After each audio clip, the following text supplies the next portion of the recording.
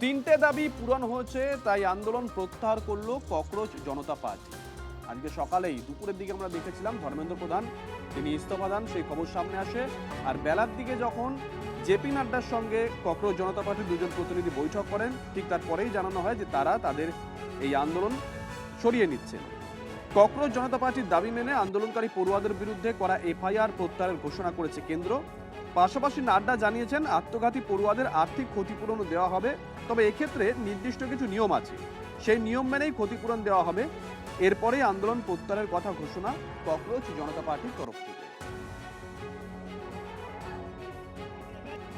तमाम मांगे जो हमारी थी वो मान ली गई हैं, तो हम इमीडिएट इफेक्ट से प्रोटेस्टर्स से रिक्वेस्ट करते हैं कि आप विड्रॉ करें, पीसफुली अपने घर वापस जाएं और आगे की जो भी हमारी रणनीति होगी या बातचीत होगी उससे हम आपको अवगत कराएंगे। लेकिन प्रोटेस्टर से हम रिक्वेस्ट करते हैं कि इमीडिएट इफेक्ट से आप विड्रॉ करें, हमारी मांगे जो है वो मान ली गई है। धर्मेंद्र प्रधान जी ने इस्तीफा दे दिया है, जिसका मतलब हमारी पहली मांग जो इस पूरी प्रोटेस्ट की पहले दिन से मांग थी, 6 जून को जब हम पहली बार जंतर मंतर आए थे, तो धर्मेंद्र प्रधान जी ने इस्तीफा दे दिया है, जिसका मतलब है कि हमारी पहली मांग जो है मान ली गई है। जो हम लोगों की दूसरी मांग थी कि सारे एफआईआर्स जो सारे प्रोटेस्टर्स के खिलाफ फाइल किए गए हैं अभी तक, सिर्फ दिल्ली में नहीं लेकिन सारे बीजेपी रूल्ड और बीजेपी एलाई स्टेट्स में वो एफआईआर्स विड्रॉ हो जाए, ये भी हमारी सेकंड मांग थी। सरकार ने वो मांग को भी मान लिया है। साथ साथ ये जो विड्रॉल है वो शॉर्टली हो जाएगा। जो एफआईआर्स फाइल हो चुके हैं, जो विड्रॉल है वो भी शॉर्टली सरकार ने अश्योर किया है कि विड्रॉ हो जाएंगी। साथ साथ इन्होंने ये भी हम लोगों ने एग्री किया है कि फ्यूचर में कोई भी एक्शन नहीं लिया जाएगा किसी भी प्रोटेस्टर के खिलाफ, एंड सीजेपी की जो टीम है, जो ऑर्गेनाइजर्स है, उनके खिलाफ। हमें आशा है कि ट्यूसडे तक जो गारंटी है सरकार के तरफ से इन राइटिंग ये एफआईआर्स के बारे में और इन एनी फ्यूचर एक्शन के बारे में वो हमें मिल जाएगी। जो इनका एक 4 पॉइंट्स था, उसका लबोलबाब ये था कि कोई भी एक्शन एफआईआर न हो, और अगर है तो वो विड्रॉ हो, वो चाहे दिल्ली पुलिस के द्वारा हुआ हो, चाहे वो बीजेपी रूल स्टेट्स में कहीं हुआ हो। फ्यूचर में भी जो ऑर्गेनाइजर्स हैं और प्रोटेस्टर्स हैं, उनका इस एक्टिविटी के लिए कोई भी उन पर आगे केस नहीं होगा, इस बात को हम लोगों ने माना है। कंपनसेशन के बारे में सरकार ने, प्रधानमंत्री मोदी जी अत्यंत सहानुभूति के साथ हम सब लोगों ने कहा है कि honourable compensation according to the rules and regulations, whatever maximum will be possible, that will be given to them.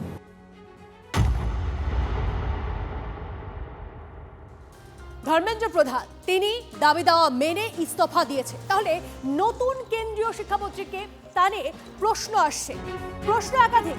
তার মধ্যেই আরো একটা খবর দিয়ে রাখি আপনাদেরকে, এই যে নিজের প্রশ্ন ফাঁসের তোলপাড় বিতর্কের মুখে ইস্তফা দিলেন কেন্দ্রীয় শিক্ষামন্ত্রী ধর্মেন্দ্র প্রধান। প্রথম দিন থেকে দায় নিয়েছি, কখনো এড়িয়ে যাই। গত 10 দিনের ঘটনায় মন ভারাক্রান্ত ছিল। প্রধানমন্ত্রীকে পাঠানো ইস্তফা পত্রে লিখলেন ধর্মেন্দ্র প্রধান। একই সঙ্গে তিনি লিখেছেন, ভারতের যুব শক্তি দেশের আসল শক্তি, তরুণদের ফাঁসানোর চেষ্টা কুচক্রীদের এটা হতে দেব না। দেখতে হবে দেশ বিরোধী শক্তি যেন ফায়দা না পায়। प्रधान एक सिंबल है, करप्शन का सिंबल, एजुकेशन सिस्टम के डिस्ट्रक्शन का सिंबल, इनकॉम्पिटेंस का सिंबल। उसको तो जाना ही था और अच्छा है कि वो गया, बट अब कॉन्क्रीट स्टेप्स एजुकेशन सिस्टम को बदलने की सरकार को लेने पड़ेंगे। नेता प्रतिपक्ष राहुल गांधी जी विगत कई दिनों से दिल्ली में ही अलग अलग स्थान बदलकर अलग अलग स्थानों पर अलग अलग प्रकार के कर्तव्य करते हुए अपने बयान दे रहे हैं। जो संविधान के द्वारा नियत है, किसी भी प्रकार की चर्चा के लिए, अर्थात भारत की संसद, वहां पे आप चर्चा से क्यों भाग रहे हैं? आप दिल्ली में भिन्न भिन्न स्थानों के ऊपर भिन्न भिन्न प्रकार के भड़काऊ बयान देते हुए दिखाई पड़ रहे हैं, मगर संविधान के द्वारा निर्धारित स्थान संसद पर चर्चा से भाग रहे हैं। यह दर्शाता है कि इनका उद्देश्य व्यवस्था और समाधान ढूंढना नहीं, अराजकता और घमासान ढूंढना है।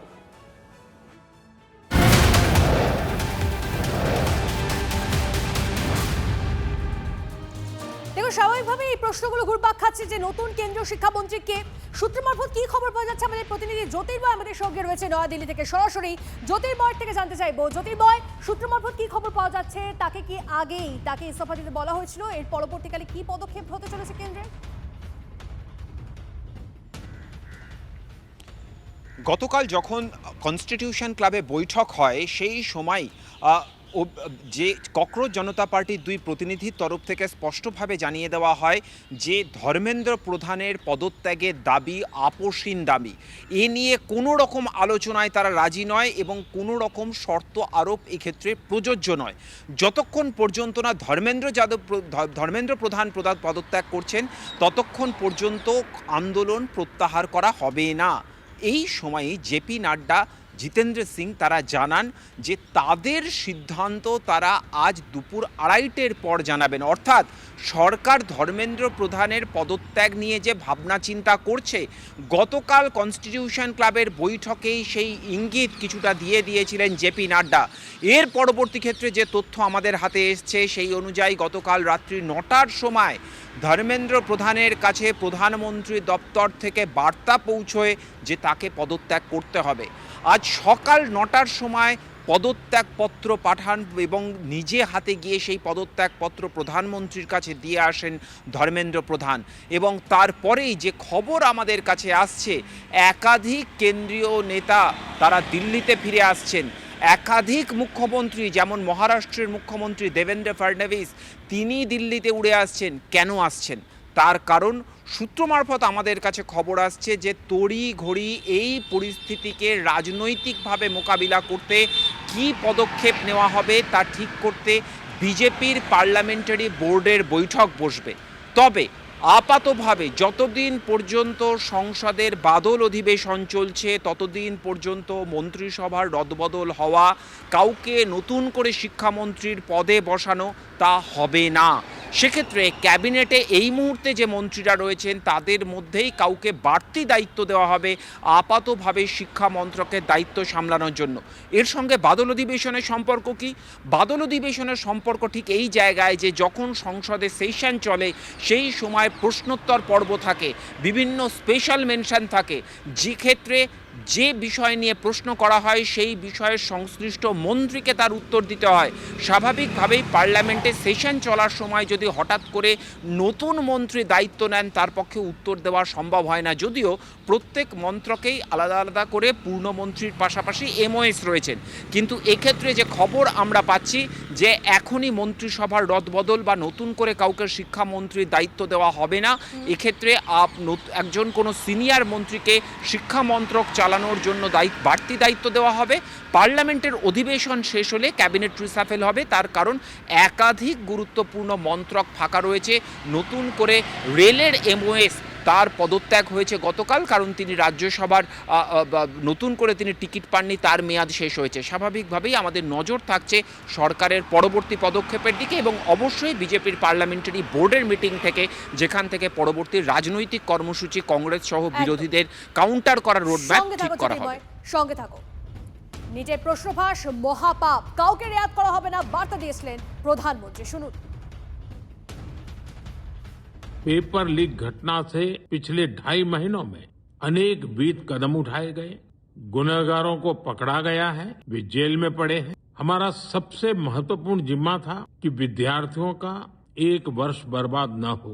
तत्काल परीक्षाएं लेना बहुत जरूरी था। सरकार ने अभी पूरी शक्ति का उपयोग करके कम से कम समय में 22 लाख जितने विद्यार्थियों के एग्जाम हो जाए इसका प्रबंध किया।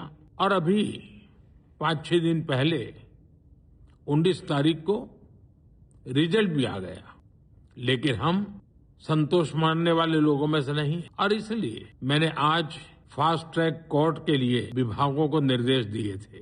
फास्ट ट्रैक कोर्ट और कठोर सजा के प्रावधान के साथ का ये मुसद्दा कैबिनेट के साथियों के सुझाव के बाद उसका अंतिम रूप दिया जाएगा।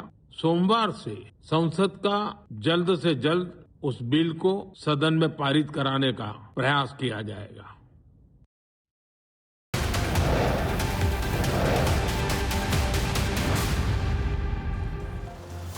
দেখুন, শনিবারের বারবেলায় দিল্লিতে ঘটনার ঘনঘটা আমরা দেখলাম। ধর্মেন্দ্র প্রধান তিনি তো ইস্তফা দিয়েছেন, কিন্তু তারপরে আরও একটা বিষয় যা যথেষ্টই নজর কাড়া। আমরা দেখলাম মোদী শাহের বৈঠকের পরেই ফাড়নবিসকে ডেকে পাঠানো হয়েছে, তড়িঘড়ি দিল্লিতে তলব করা হয়েছে মহারাষ্ট্রের মুখ্যমন্ত্রীকে। ঠিক কি কারণে তলব করা হয়েছে, সূত্র কি বলছে জ্যোতির্ময়? দেখো, শুধু মহারাষ্ট্রের মুখ্যমন্ত্রী নয়, আমাদের কাছে যে খবর এসে পৌঁছচ্ছে পার্লামেন্টারি বোর্ডের সদস্য যারা রয়েছেন তাদের এরকম একাধিক নেতা, একাধিক মুখ্যমন্ত্রী, একাধিক গুরুত্বপূর্ণ কেন্দ্রীয় মন্ত্রী তাদেরকে যারা দিল্লির বাইরে ছিলেন তাদেরকে দিল্লিতে ডাকা হচ্ছে। কিন্তু অবশ্যই দেবেন্দ্র ফডনবিসকে দিল্লিতে ডেকে পাঠানো নিয়ে একটা জল্পনা তো থেকেই যায়। তার কারণ এর আগে আমরা দেখেছি যে শিবরাজ সিং চৌহান, মনোহর খাট্টার একাধিক হেভিওয়েট মুখ্যমন্ত্রীকে মুখ্যমন্ত্রীর পদ থেকে সরিয়ে তাদেরকে কেন্দ্রীয় মন্ত্রিসভায় নিয়ে আসা হয়েছে। স্বাভাবিকভাবেই দেবেন্দ্র ফডনবিসের ক্ষেত্রেও কি তেমন কোনো পরিকল্পনা সরকারের রয়েছে? কোনো সম্ভাবনাকেই এখনো পর্যন্ত উড়িয়ে দেওয়া যায় না। কিন্তু আপাতভাবে যে খবর আমাদের কাছে আসছে, যে কথা আমি কিছুক্ষণ আগেও বলছিলাম, যে বিজেপি পার্লামেন্টারি বোর্ডের মিটিং হওয়ার কথা, পার্লামেন্টারি বোর্ডের যারা সদস্য তাদের দিল্লিতে ডেকে পাঠানো হয়েছে।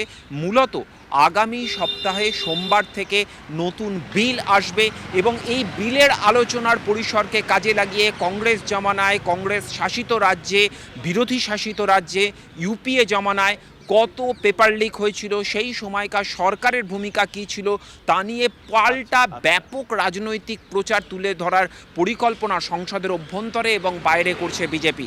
সেই রাজনৈতিক পরিকল্পনার রূপরেখা তৈরি করা হবে বলে সূত্র মারফত আমরা খবর পাচ্ছি। তবে অবশ্যই আবারও বলছি আমরা যে সম্ভাবনা থেকেই যাচ্ছে দেবেন্দ্র ফডনবিসকে মহারাষ্ট্রের কুর্সি থেকে সরিয়ে দিল্লিতে গুরুত্বপূর্ণ দায়িত্ব দেওয়া হবে কিনা সেই জল্পনাও কিন্তু থেকে যাচ্ছে। তার কারণ এর আগে মনোহরলাল খাট্টার এবং শিবরাজ সিং চৌহানের হাতে গরম উদাহরণ আমাদের হাতে রয়েছে। ধন্যবাদ। देश के युवाओं की जीत है, इस देश के फ्यूचर की जीत है, ये इस देश के आम आदमी की जीत है। जिन लोगों ने इस देश में लोकतंत्र खत्म कर दिया था, लोकतंत्र में सवाल पूछने को गुनाह मान लिया था, आज उन लोगों से हमने अपना देश वापस ले लिया है। अभी सिर्फ शुरुआत हुई है, हम अपनी पूरी देश की शिक्षा व्यवस्था को बदलेंगे। हमें बहुत खुशी है, आज वो 21 परिवार जिन्होंने अपनों को खो दिया, आज हम उन्हें याद कर रहे हैं। ये सिर्फ शुरुआत है और आगे बहुत लड़ाई लड़नी बाकी है। ये पूरी डेमोक्रेसी की बहुत बड़ी जीत है। हमारे देश में लोगों का जनतंत्र से भरोसा ही उठ गया था। लोगों को लगने लगा था कि सरकारें सुनती नहीं है, जनता सरकारों के सामने चिल्लाती रहती थी, गिड़गिड़ाती रहती थी। हर चीज के लिए हम सरकार को हाथ जोड़ते रहते थे, पैर पकड़ते, सरकारें कभी सुनती नहीं थी। इतना बड़ा संघर्ष हुआ और अल्टीमेटली सरकार के अहंकार को झुकना पड़ा, जनता के सामने झुकना पड़ा। ये बहुत बड़ी जीत है, पूरे जनतंत्र की जीत है, डेमोक्रेसी की जीत है। और सरकार को भी अब समझ लेना चाहिए कि आपको जनता की सुननी पड़ेगी। ये डेमोक्रेसी है, democracy is by the people, of the people, for the people. 25th of July 2026 is the day that the people of our country have started claiming their country back from those who have tried to destroy the Constitution. I believe that this is a victory for the youth of India. I am so proud of each one of them who has gone and stood there. They have done it exactly in the way that Mahatma Gandhi taught us. That is a lesson for every ruler of this country from now to forever. You have to listen to the will of the people. प्रधानमंत्री नरेंद्र मोदी जी ने सदा से देश के युवा, देश के छात्रों के प्रति संवेदनशील रहे। पहली बार जब छात्र अपनी मांग को लेकर के आए और आने के बाद 1 महीना के अंदर उन्होंने केवल एग्जामिनेशन ही नहीं हुआ बल्कि लिख प्रूफ हुआ और रिजल्ट भी आया, लेकिन कुछ बाहरी ताकत के कारण जो देश में एक अलग माहौल बनाने की कोशिश की। यही बच्चे डॉक्टर बनेंगे, इंजीनियर बनेंगे, यही बच्चे IAS, IPS, IFS, forest service सब जगह जाएंगे। इन गरीबों के ऊपर जिन्होंने अपने गहने गिरवी रख दिए, बेच दिए, जमीनें बेच दी, उनके बच्चे हैं, मजाक ना समझिए। और विशेष करके धर्मेंद्र प्रधान जी, आपकी बेटी तो बाहर पढ़कर आई है, बड़ी अच्छी की बात है, बधाई हो आपको, लेकिन ये बच्चे आपके भी हैं, आप देश के शिक्षा मंत्री हैं। उनकी अगर मांग है तो छोड़ दीजिए ना, पढ़ाई लिखाई हो गई, बच्चे आपके सेट हो गए, अब क्या जबरदस्ती बैठे रहना एजुकेशन मिनिस्टर बनकर, आप खुद ही छोड़ दीजिए। मोदी जी के ऊपर दबाव क्यों डालते हैं आप? अपने आप मंत्रिमंडल छोड़ दीजिए। আজ থেকে 2 বছর আগে অলরেডি মোদিজি বলেছিলেন পার্লামেন্টে দাঁড়িয়ে যে অলরেডি ভারত সরকারের যে কড়া আইন আছে সেই আইন দিয়ে বিচার হবে, আবার নতুন করে আইন নিয়ে আসার প্রয়োজন কি হবে? ব্যাপারটা হচ্ছে সারা দেশে যে উত্তাল অবস্থা, এখন শুধু ছাত্রদের নয় গার্জিয়ানদেরও আন্দোলনে পরিণত হয়েছে, ফলে দেশের সরকার চাপে পড়েছে, নতুন করে কিছু একটা ড্রামা করছে, হয়তো নাটক করছে। দেখুন ব্যাপারটা হচ্ছে কোন আইন নিয়ে আসবে কি নিয়ে আসবে তার থেকে বড় কথা যে শিক্ষামন্ত্রীর আমলে এই দুর্নীতি হয়েছে তিনি আটকাতে পারেননি, সেই শিক্ষামন্ত্রীর আগে পদত্যাগ করাতে হবে। গণতন্ত্রের জয়, কোটি কোটি যুবকের জয়, ধৈর্যের জয়। কেন্দ্রীয় শিক্ষামন্ত্রীর পদ থেকে ধর্মেন্দ্র প্রধান ইস্তফা দিতে মন্তব্য সোনাম ওয়াংচুকের। আজ থেকে শুরু হোক স্বচ্ছতা সংস্কার, দেশের কোনায় কোনায় ভয়কে দূর করে রাস্তায় নেমে আন্দোলনের জয়। ঘৃণা নয়, ভালোবাসা ছড়িয়ে দেওয়ার বার্তা সোনাম ওয়াংচুকের। जो कदम सरकार ने और धर्मेंद्र प्रधान जी ने लिया उसका स्वागत करता हूं, सम्मान करता हूं और सभी देशवासियों को बधाई देता हूं कि ये एक लोकतंत्र की जीत है। जब आप महसूस कर रहे हैं कि आपकी जीत हुई तो विजय में विनम्रता सबसे बड़ी बात है, वही आपके चरित्र को प्रदर्शित करता है, परिभाषित करता है। एक तरफ जब जवाबदेही हमें मिली इस बार की, तो अब सुधार पर काम करने की जरूरत है। केवल एक इस्तीफा से, रेजिग्नेशन से राष्ट्र नहीं बनता है, तो शिक्षा में सुधार हो, इस पर भी आगे काम हो। मुझे पूरी उम्मीद है जिस उदारता से सरकार ने ये कदम ली है वो इसमें अब सुधार के कार्यों में भी जुड़ेगी, नया भारत की शुरुआत होगी। मैं उम्मीद करता हूं सरकार से कि इस बदलाव के साथ ही बहुत से और बदलाव भी लाएंगे, शासन चलाने के तरीकों में भी।